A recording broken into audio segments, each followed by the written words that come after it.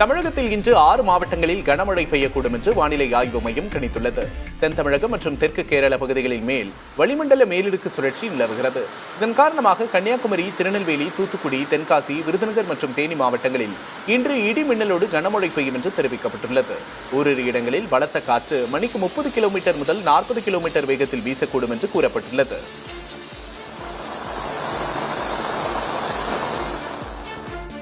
திண்டுக்கல், மதுரை, தேனி மாவட்டங்களில் நாளை கனமழை பெய்யும் என்று வானிலை ஆய்வு மையம் அறிவித்துள்ளது. தென் தமிழகத்தின் ஒரு சில இடங்களிலும், வட தமிழகத்தின் ஓரிரு இடங்களிலும், புதுச்சேரி மற்றும் காரைக்கால் பகுதிகளிலும் நாளை மிதமான மழை பெய்யும் என்று கூறப்பட்டுள்ளது. ஓரிரு இடங்களில் பலத்த காற்று மணிக்கு 30 முதல் 40 கிலோமீட்டர் வேகத்தில் வீசக்கூடும் என்று தெரிவிக்கப்பட்டுள்ளது. சென்னையின் ஓரிரு இடங்களில் இன்று மழை பெய்யும் என வானிலை ஆய்வு மையம் கணித்துள்ளது. வானம் ஓரளவு மேகமூட்டத்துடன் காணப்படும் என்றும் அதிகபட்ச வெப்பநிலை 30 முதல் 31 டிகிரி செல்சியஸை ஒட்டியும் குறைந்தபட்ச வெப்பநிலை 24 டிகிரி செல்சியஸை ஒட்டியும் இருக்கக்கூடும் என்று வானிலை ஆய்வு மையம் கணித்துள்ளது.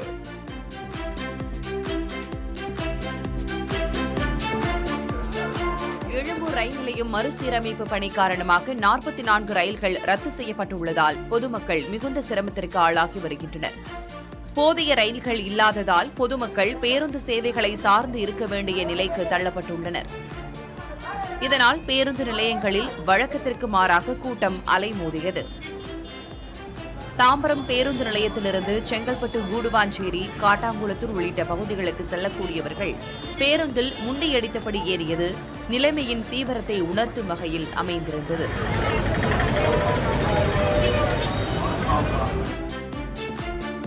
கிளாம்பாக்கம் ரயில் நிலையத்தையும் பேருந்து நிலையத்தையும் இணைக்கும் நடைபாலத்தில் பழுது ஏற்பட்ட நிலையில் சீரமைப்பு பணிகளை விரைந்து முடிக்க கோரிக்கை எழுந்துள்ளது. அதிகாலை 2 மணி முதல் காலை 7 மணி வரை சீரமைப்பு பணிகள் நடைபெறுகிறது. அந்த நேரத்தில் மட்டும் வாகனங்கள் கிளாம்பாக்கம் பேருந்து நிலையத்திற்குள் சென்று சுற்றி வர திருப்பிவிடப்படுகிறது. இதுகுறித்து கிளாம்பாக்கம் பேருந்து நிலைய அதிகாரிகளிடம் கேட்டபோது சென்னை IIT வழிகாட்டுதலின்படி பணிகள் நடைபெற்று வருவதாகவும் சாலையின் குறுக்கே உள்ள தற்காலிக இரும்பு பாலம் 2 தினங்களில் அகற்றப்படும் என்றும் கூறினர். வரும் 25ஆம் தேதி முதல் நடைபெற இருந்த வேலைநிறுத்த போராட்டம் வாபஸ் பெறப்படுவதாக லாரி உரிமையாளர்கள் சம்மேளனம் தெரிவித்துள்ளது. தகுதி மற்றும் புதுப்பித்தல் கட்டணங்களை பல மடங்கு உயர்த்தியதை திரும்பப் பெற வலியுறுத்தி 25ஆம் தேதி முதல் வேலை நிறுத்தம் அறிவிக்கப்பட்டிருந்தது. இதனையடுத்து தமிழக அரசு கட்டண உயர்வை 3 மாதத்திற்கு ஒத்திவைத்து பழைய கட்டணமான 800 ரூபாய் புதுப்பித்தலுக்கு வசூலிக்கப்படும் என்று அறிவித்தது. இதனை ஏற்று போராட்ட அறிவிப்பு வாபஸ் பெறப்படுவதாக மாநில லாரி உரிமையாளர் சம்மேளன தலைவர் தனராஜ் தெரிவித்துள்ளார். சிவகங்கை மாவட்டம் காரைக்குடி அருகே கோவிலூர் அரசு மேல்நிலைப் பள்ளியில் பாரம்பரிய இயற்கை உணவு போட்டி நடைபெற்றது. முளைக்கட்டிய பயறு, பனங்கிழங்கு, கம்பு, கேழ்வரகு, கவுனி அரிசி, பாசிப்பருப்பு போன்றவற்றில் பலவிதமான உணவுகளை தயாரித்து மாணவ மாணவிகள் காட்சிப்படுத்தியிருந்தனர். போட்டியில் வெற்றி பெற்ற மாணவ மாணவிகளுக்கு பரிசுகள் வழங்கப்பட்டன.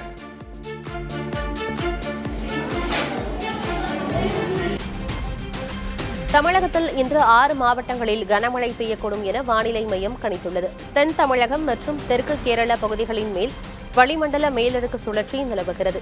இதன் காரணமாக கன்னியாகுமரி, திருநெல்வேலி, தூத்துக்குடி, தென்காசி, விருதுநகர் மற்றும் தேனி மாவட்டங்களில் இடி மின்னலுடன் கனமழை பெய்யும் என தெரிவிக்கப்பட்டுள்ளது. ஓரிரு இடங்களில் பலத்த காற்று மணிக்கு 30 முதல் 40 கிலோமீட்டர் வேகத்தில் வீசக்கூடும் எனவும் கூறப்பட்டுள்ளது.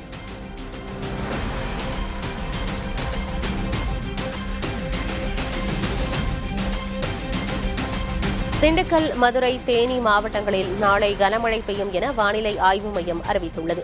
தென் தமிழகத்தின் ஒரு சில இடங்களிலும், வட தமிழகத்தில் ஓரிரு இடங்களிலும், புதுச்சேரி மற்றும் காரைக்கால் பகுதிகளிலும் நாளை மிதமான மழை பெய்யும் என வானிலை ஆய்வு மையம் கூறியுள்ளது.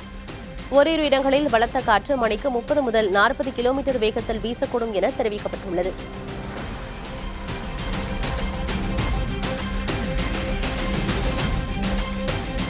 சென்னையின் ஓரிரு இடங்களில் இன்று மழை பெய்யும் என வானிலை ஆய்வு மையம் கணித்துள்ளது. வானம் ஓரளவு மேகமூட்டத்துடன் காணப்படும் என்றும் அதிகபட்ச வெப்பநிலை 30 முதல் 31 டிகிரி செல்சியஸை ஒட்டியும் குறைந்தபட்ச வெப்பநிலை 24 டிகிரி செல்சியஸை ஒட்டியும் இருக்கக்கூடும் என வானிலை மையம் கணித்துள்ளது.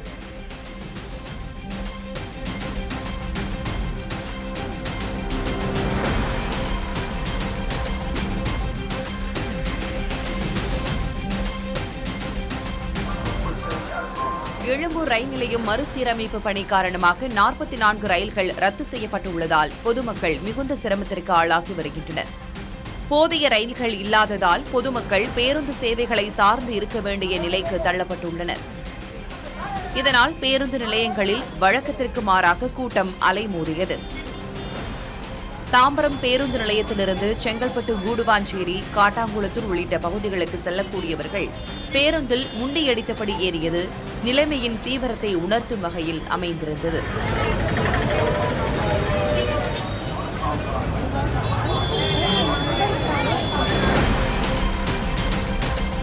வேளச்சேரி பரங்கிமலை இடையேயான பறக்கும் ரயில் தடத்தில் வரும் 24ஆம் தேதி ரயில்வே பாதுகாப்பு ஆணையர் இறுதி ஆய்வை மேற்கொள்ள உள்ளதாக அதிகாரிகள் தெரிவித்துள்ளனர்.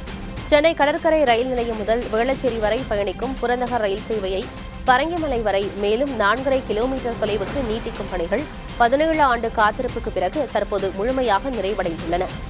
புழுதிவாக்கம் மற்றும் ஆதம்பாக்கம் ஆகிய புதிய நிலையங்களை உள்ளடக்கிய இந்த தடத்தில் பாதுகாப்பு ஆணையர் ஆய்வு செய்து சான்று வழங்கிய பிறகு ரயில் சேவை தொடங்கும் என்று கூறப்பட்டுள்ளது. மதுரை கோரிப்பாளையம் பகுதியில் புதிதாக கட்டப்பட்டுள்ள மேம்பாலத்தை தமிழக முதல்வர் மு.க.ஸ்டாலின் இன்று திறந்து வைக்கிறார். இதற்கு விடுதலை போராட்ட வீரர் நேதாஜி சுபாஷ் சந்திர போஸின் பெயர் சூட்டப்பட்டுள்ளது. இந்த மேம்பாலத்தின் ட்ரோன் காட்சிகள் வெளியாகியுள்ளன. மதுரை நகரின் மிக முக்கியமான சந்திப்பான கோரிப்பாளையத்தில் அமையும் இந்த மேம்பாலம் போக்குவரத்து நெரிசலை குறைத்து தல்லாகுளம் மற்றும் சிம்மக்கல் இடையேயான பயண நேரத்தை பெருமளவு குறைக்கும் என எதிர்பார்க்கப்படுகிறது.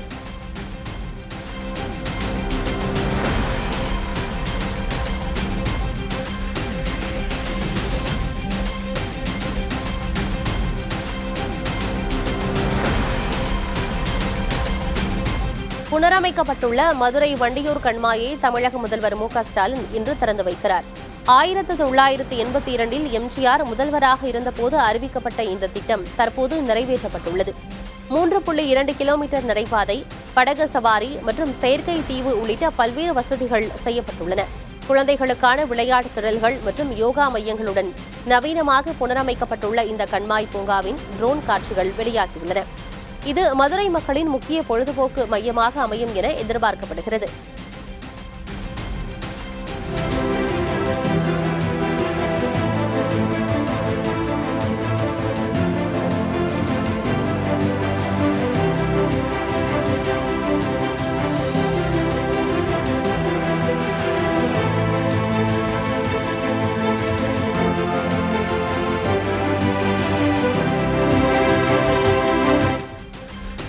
இலங்கை கடற்படையினரால் கைது செய்யப்பட்ட 22 ராமேஸ்வரம் மீனவர்களை உடனடியாக விடுதலை செய்ய வலியுறுத்தி ராமேஸ்வரம் மீனவர்கள் ஒருநாள் அடையாள வேலை நிறுத்தத்தில் ஈடுபட்டுள்ளனர். மீனவர்களின் வேலை நிறுத்த போராட்டத்தால் 800க்கும் மேற்பட்ட விசைப்படகுகள் கரையில் நிறுத்தப்பட்டுள்ளன. மேலும் 1.5 லட்சம் மீன்பிடி தொழிலாளர்கள் இதனால் வேலை இழந்துள்ளதோடு 6 முதல் 7 கோடி ரூபாய் வரை வர்த்தக பாதிப்பு ஏற்பட்டுள்ளதாக மீனவர்கள் வேதனை தெரிவிக்கின்றனர்.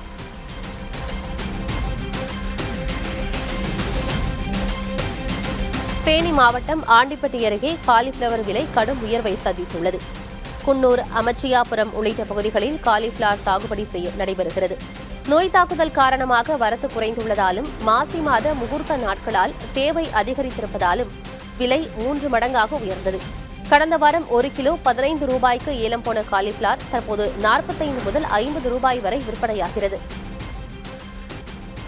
திருச்செந்தூர் சுப்பிரமணிய சுவாமி கோயிலில் மாசி திருவிழா கொடியேற்றத்துடன் கோலாகலமாக தொடங்கியது. கொடியேற்றத்தை முன்னிட்டு அதிகாலை 1 மணிக்கு கோயில் நடை திறக்கப்பட்டது. அதைத் தொடர்ந்து கோயில் கொடிமரம் முன்பு சிறப்பு பூஜைகள் செய்யப்பட்டு அதிகாலை 5:15 மணிக்கு கோவில் செப்பு கொடிமரத்தில் மாசி திருவிழா கொடி ஏற்றப்பட்டது. அப்போது அங்கிருந்த ஆயிரக்கணக்கான பக்தர்கள் விண்ணை முட்டும் அளவிற்கு அரோகரா கோஷமிட்டனர். அதைத் தொடர்ந்து கொடிமரத்திற்கு 16 வகையான திரவியங்களால் அபிஷேகம் நடந்தது. காஞ்சி காமாட்சியம்மன் கோயிலில் மாசி மாத உற்சவம் கொடியேற்றத்துடன் தொடங்கியது. விழாவை முன்னிட்டு கோயில் வளாகம் மின் விளக்குகளால் அலங்கரிக்கப்பட்டுள்ளது. இந்த நிகழ்வில் ஏராளமான பக்தர்கள் கலந்து கொண்டு சுவாமி தரிசனம் செய்தனர். மேலும் பக்தர்கள் வருகை இன்னும் அதிகரிக்கும் என்பதால் பாதுகாப்பு ஏற்பாடுகள் செய்யப்பட்டுள்ளன.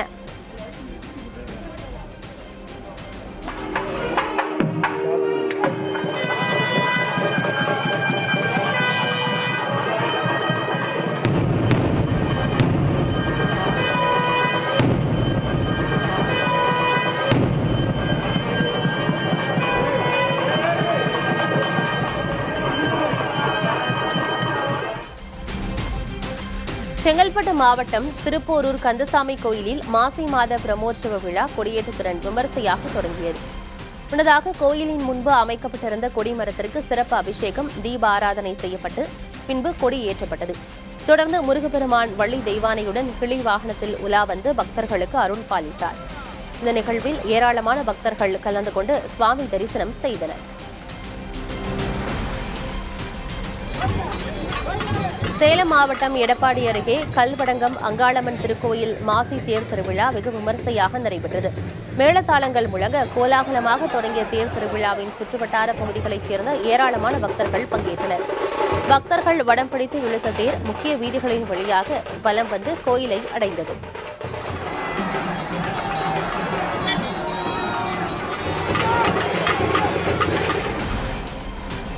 சிவகங்கை மாவட்டம் திருப்பத்தூர் அருகே பிள்ளையார்பட்டியில் உள்ள கற்ப விநாயகர் கோயிலில் முதல்வரின் மனைவி துர்கா ஸ்டாலின் சுவாமி தரிசனம் செய்தார். முன்னதாக ஆலயத்தின் உட்பிரகாரத்தில் வலம் வந்து திருநாள் மண்டபத்தில் விநாயகரை தரிசித்த அவர் கோயில் சிற்பம் மற்றும் ஓவியங்களை பார்வையிட்டார். அதனைத் தொடர்ந்து கோயில் நிர்வாகம் சார்பில் அவருக்கு கற்பக விநாயகர் படம் வழங்கப்பட்டது.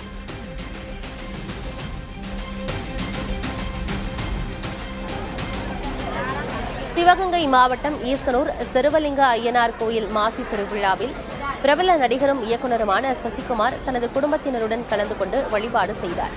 விழாவை முன்னிட்டு சுவாமிக்கு சிறப்பு அபிஷேக ஆராதனைகள் நடைபெற்ற நிலையில் ஏராளமான பக்தர்கள் சுவாமி தரிசனம் செய்தனர். தனது சொந்த ஊரான ஈசனூருக்கு சசிகுமார் வருகை தந்தையை அறிந்த ரசிகர்கள் மற்றும் பொதுமக்கள் அவரை சந்திக்க பெரும் அளவில் திரண்டனர்.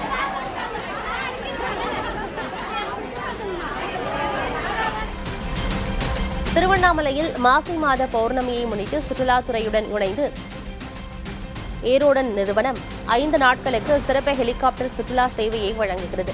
பிப்ரவரி 28 முதல் மார்ச் 4ஆம் தேதி வரை நடைபெறும் இந்த சவாரியில் பங்கேற்க நபர் ஒருவருக்கு 6000 ரூபாய் கட்டணமாக வசூலிக்கப்படுகிறது. இதற்கான முன்பதிவுகள் தொடங்கியுள்ளன.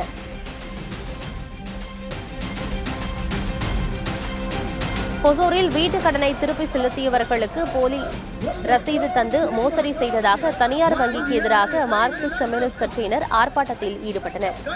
கிருஷ்ணகிரி மாவட்டம் ஒசூர் நஞ்சுண்டேஸ்வரர் நகரில் ஈக்விட்டாஸ் வங்கி கிளையில் வீட்டுக் கடன் பெற்ற வாடிக்கையாளர்கள் பணத்தை திருப்பி செலுத்திய பிறகும் அவர்கள் கணக்கில் வரவு வைக்கப்படவில்லை. கிளை மேலாளர் ராஜேஷ் உள்ளிட்ட அதிகாரிகள் போலியான ரசீது கொடுத்து ஏமாற்றியதாக கூறி மார்க்சிஸ்ட் கம்யூனிஸ்ட் கட்சி சார்பில் ஆர்ப்பாட்டம் நடந்தது. சிவகங்கை மாவட்டம் திருப்பத்தூர் அருகே குன்றக்குடி, பிள்ளையார்பட்டி, பாரதக்குடி, துலாவூர், வைரவன்பட்டி, சாலி மற்றும் அதன் சுற்றுவட்டார பகுதிகளில் மிதமான மழை பெய்தது.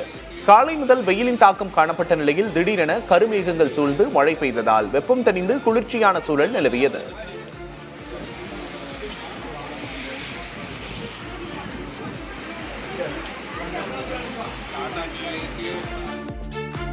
கிளாம்பாக்கம் ரயில் நிலையத்தையும் பேருந்து நிலையத்தையும் இணைக்கும் நடைபாலத்தில் பழுது ஏற்பட்ட நிலையில் சீரமைப்பு பணிகளை விரைந்து முடிக்க கோரிக்கை எழுந்துள்ளது. அதிகாலை 2 மணி முதல் காலை 7 மணி வரை சீரமைப்பு பணிகள் நடைபெறுகிறது. அந்த நேரத்தில் மட்டும் வாகனங்கள் கிளாம்பாக்கம் பேருந்து நிலையத்திற்குள் சென்று சுற்றி வர திருப்பிவிடப்படுகிறது. இதுகுறித்து கிளாம்பாக்கம் பேருந்து நிலைய அதிகாரியிடம் கேட்டபோது சென்னை IIT வழிகாட்டுதலின்படி பணிகள் நடைபெற்று வருவதாகவும் சாலையின் குறுக்கே உள்ள தற்காலிக இரும்பு பாலம் 2 தினங்களில் அகற்றப்படும் என்றும் கூறினார்.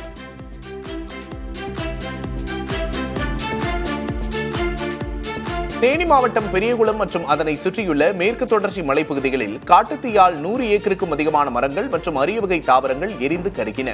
காட்டுத்தீயை கட்டுப்படுத்தும் பணியில் பெரியகுளம் வனச்சரக வனத்துறையினர் மற்றும் தீயணைப்பு படையினர் ஈடுபட்டு வருகின்றனர். வேலூர் அடுத்த ரங்காபுரம் பகுதியில் உள்ள மலைக்கு சமூக விரோதிகள் வைத்த தீயின் காரணமாக அந்த பகுதி முழுவதும் தீ பரவியது. இதில் ஏராளமான மரங்கள், செடி கொடிகள் எரிந்து நாசமாகின.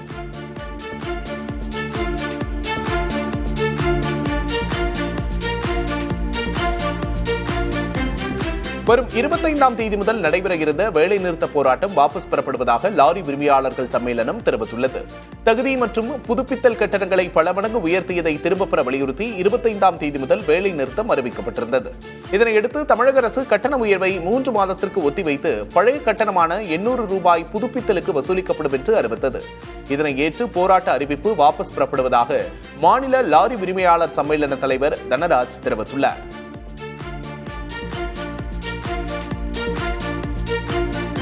சிவகங்கை மாவட்டம் காரைக்குடி அருகே கோவிலூர் அரசு மேல்நிலைப் பள்ளியில் பாரம்பரிய இயற்கை உணவு போட்டி நடைபெற்றது. முளைக்கட்டிய பயிறு, பனங்கிழங்கு, கம்பு, கேழ்வரகு, கவுனி அரிசி, பாசிப்பருப்பு போன்றவற்றில் பலவிதமான உணவுகளை தயாரித்து மாணவ மாணவிகள் காட்சிப்படுத்தியிருந்தனர். போட்டியில் வெற்றி பெற்ற மாணவ மாணவிகளுக்கு பரிசுகள் வழங்கப்பட்டன.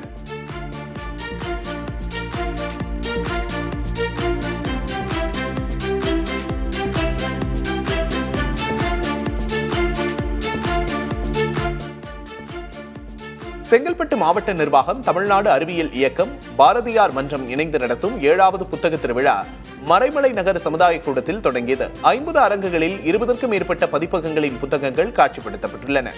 அறிவியல், கலாச்சாரம், நாவல், நாட்டுப்புற கதைகள், சிறுவர் கதைகள் என பல்வேறு வகையிலான புத்தகங்கள் காட்சியில் இடம்பெற்றுள்ளன.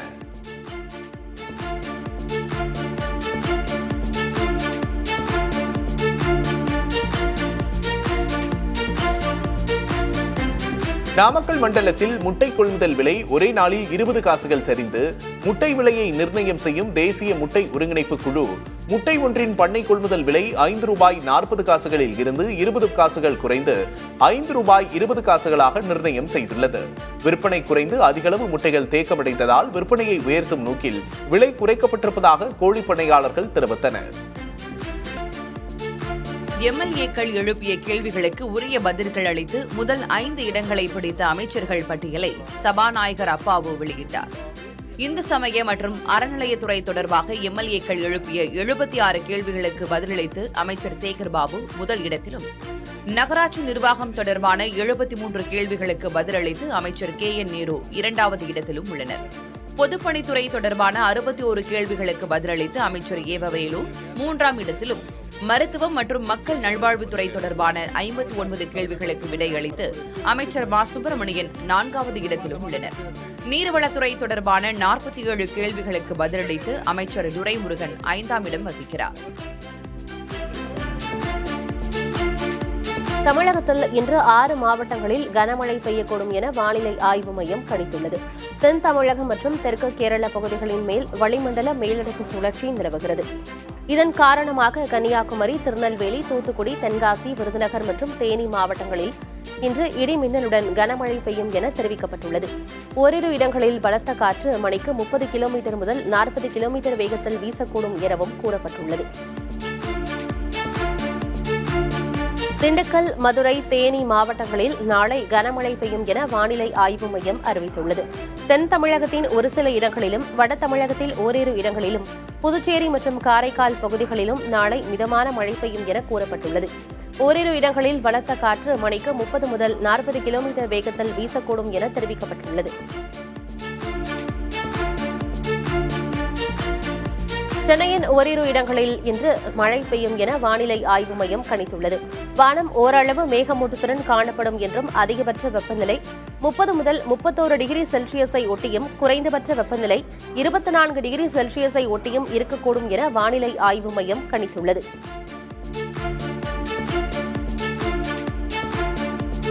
சிவகங்கை மாவட்டம் திருப்பத்தூர் அருகே குன்றக்குடி, பிள்ளையார்பட்டி, பாதரக்குடி, துலாவூர், வைரவன்பட்டி, சாலி மற்றும் அதன் சுற்றுவட்டார பகுதிகளில் மிதமான மழை பெய்தது. காலை முதல் வெயிலின் தாக்கம் காணப்பட்ட நிலையில் திடீரென கருமேகங்கள் சூழ்ந்து மழை பெய்ததால் வெப்பம் தணிந்து குளிர்ச்சியான காலநிலை நிலவியது.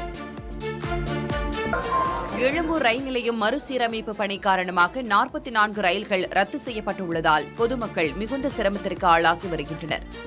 போதிய ரயில்கள் இல்லாததால் பொதுமக்கள் பேருந்து சேவைகளை சார்ந்து இருக்க வேண்டிய நிலைக்கு தள்ளப்பட்டுள்ளனர். இதனால் பேருந்து நிலையங்களில் வழக்கத்திற்கு மாறாக கூட்டம் அலைமோதியது. தாம்பரம் பேருந்து நிலையத்திலிருந்து செங்கல்பட்டு, கூடுவாஞ்சேரி, காட்டாங்குளத்தூர் உள்ளிட்ட பகுதிகளுக்கு செல்லக்கூடியவர்கள் பேருந்தில் முண்டியடித்தபடி ஏறியது நிலைமையின் தீவிரத்தை உணர்த்தும் வகையில் அமைந்திருந்தது.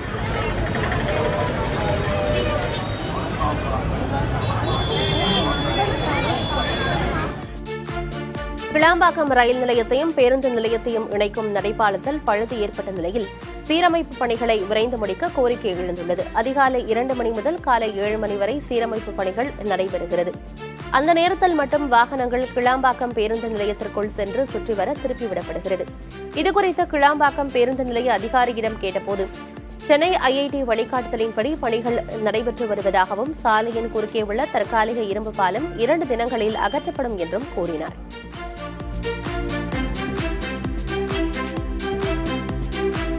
வரும் 25ஆம் தேதி முதல் நடைபெற இருந்த வேலை நிறுத்த போராட்டம் வாபஸ் பெறப்படுவதாக லாரி உரிமையாளர்கள் சம்மேளனம் தெரிவித்துள்ளது.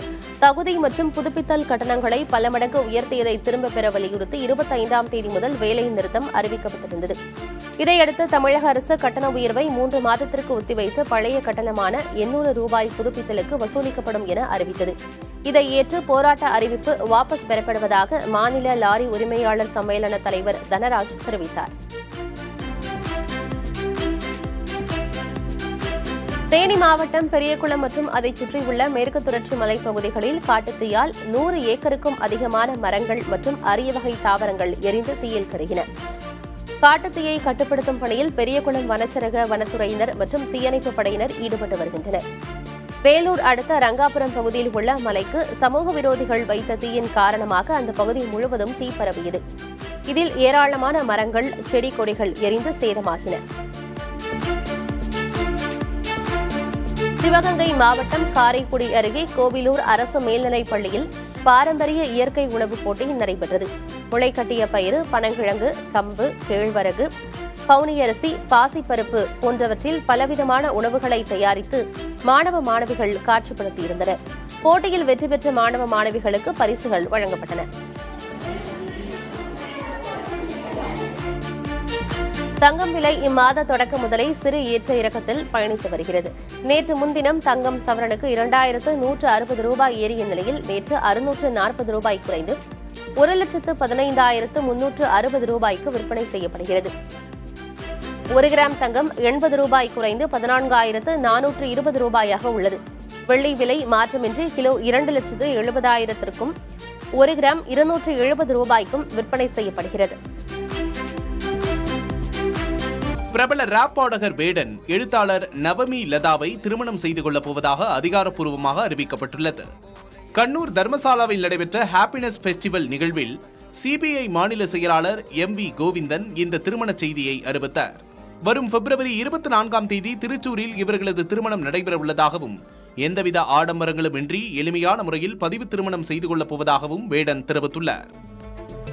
தாவேக தலைவர் விஜய் அமெரிக்க மாடலில் பரப்புரை செய்ய நினைப்பதாக அதிமுக பொருளாளர் திண்டுக்கல் சீனிவாசன் விமர்சித்துள்ளார்.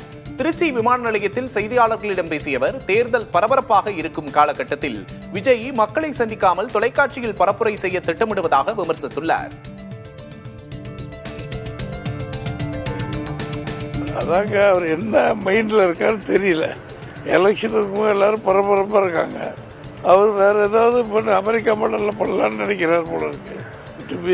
டிவியில அதுல மக்களை பார்த்து சந்திச்சுட்டு அங்கெல்லாம் அப்படித்தானே பிரச்சாரம். நம்ம இந்தியாவில் தான் மக்களை இருக்கணும். என்ன ஐடியா இருக்குன்னு தெரியாது. இந்தியாவில் நடைபெற்ற செயற்கை நுண்ணறிவு உச்சி மாநாடு குறித்து ஐக்கிய அரபு அமீரகத்தில் சிறப்பு செய்யப்பட்டது. ஐக்கிய அரபு அமீரகத்தில் உள்ள பிரசித்தி பெற்ற புர்ஜ் கலிஃபா கட்டிடத்தில் AI தொடர்பான வாசகங்கள் ஒளிரச் செய்யப்பட்டன. பிரதமர் மோடியின் படம், இந்திய மூவர்ண கொடி மற்றும் உச்சி மாநாட்டின் கருப்பொருளான அனைவருக்கும் நலன், அனைவருக்கும் மகிழ்ச்சி என்பதை குறிக்கும் சர்வஜன ஹிதாப், சர்வஜன சுகாய் ஆகிய வாசகங்கள் புர்ஜ் கலிஃபாவில் இடம்பெற்றன. இந்தியா அமெரிக்கா இடையிலான இடைக்கால வர்த்தக ஒப்பந்தம் மார்ச் மாதம் கையெழுத்தாகி ஏப்ரலில் நடைமுறைக்கு வரும் என்று மத்திய அமைச்சர் பியூஷ் கோயல் தெரிவித்துள்ளார். இதனை உறுதிப்படுத்திய அமெரிக்க தூதர் செர்ஜியோ கோர் பேச்சுவார்த்தை இறுதிக்கட்டத்தை எட்டியிருப்பதாக கூறினார். இதன் மூலம் இந்திய பொருட்களுக்கான வரி 50%-இலிருந்து 18% குறையும். பதிலுக்கு அமெரிக்காவின் சில பொருட்களுக்கான வரியை விலக்கிக் கொள்ள இந்தியா ஒப்புக்கொண்டுள்ளது. கடந்த பிப்ரவரி 6 எட்டப்பட்ட வர்த்தக கொள்கை முடிவை சட்டப்பூர்வமாக மாற்றும் பணிகள் தீவிரமடைந்துள்ளன.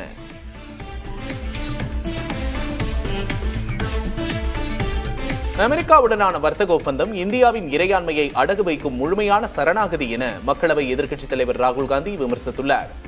ஜியோ ஜிட்சு தற்காப்பு கலையை உதாரணமாக காட்டிய அவர், அதானி வழக்கு, எப்ஸ்டின் கோப்புகள் போன்ற அழுத்தங்களால் பிரதமர் மோடி அமெரிக்காவின் பிடியில் சிக்கியிருப்பதாக கூறினார்.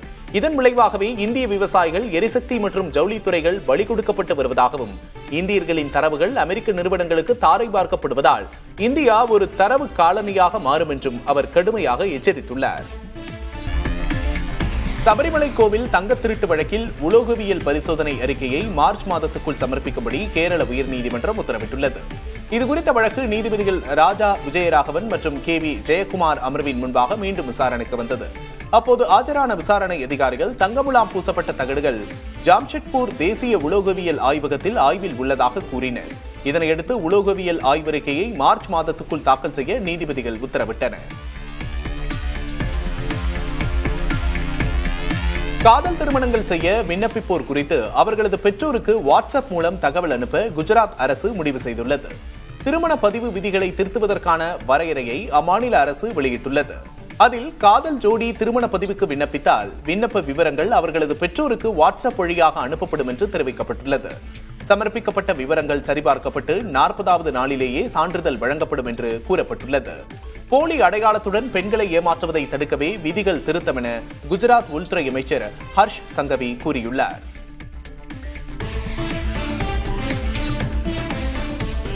உத்தராகண்ட் மாநிலம் அலக்நந்தா ஆற்றில் புகழ்பெற்ற தாரி தேவி கோவில் அருகே 2 ராப்டிங் படகுகள் நேருக்கு நேர் மோதி விபத்துக்குள்ளாகின. ஆற்றில் ஏற்பட்ட கடும் நீரோட்டம் காரணமாக கட்டுப்பாட்டை இழந்த படகுகள் நேருக்கு நேர் மோதிக்கொண்டன. நல்வாய்ப்பாக படகில் சுற்றுலா பயணிகள் யாரும் இல்லாததால் பெரும் அசம்பாவிதம் தவிர்க்கப்பட்டது. மேலும் படகை இயக்கிய ஊழியர்கள் அனைவரும் பாதுகாப்பு உபகரணங்கள் அணிந்திருந்ததால் உயிர் சேதம் எதுவும் ஏற்படவில்லை. ஈரான் மீதான தாக்குதலுக்கு தங்கள் நாட்டு ராணுவ தளங்களை பயன்படுத்த அமெரிக்காவுக்கு பிரிட்டன் அனுமதி மறுத்துள்ளது. பிரிட்டனின் ஃபேர்போர்ட் மற்றும் இந்திய பெருங்கடலில் உள்ள டியேகோ கார்சியோ தளங்களை அமெரிக்கா பயன்படுத்த முயன்ற நிலையில் சர்வதேச சட்டங்களை காரணம் காட்டி பிரிட்டன் முட்டுக்கட்டை போட்டுள்ளது. இதனால் ஆத்திரமடைந்த அமெரிக்க அதிபர் டொனால்டு டிரம்ப் பிரிட்டன் அரசின் இந்த முடிவை கடுமையாக விமர்சித்துள்ளார். மேலும் சாக்கோஸ் தீவுகளை மொரீஷியஸிடம் ஒப்படைக்கும் பிரிட்டனின் முடிவையும் அவர் எதிர்த்திருப்பதால் இரு நாடுகளுக்கிடையே பதற்றம் அதிகரித்துள்ளது.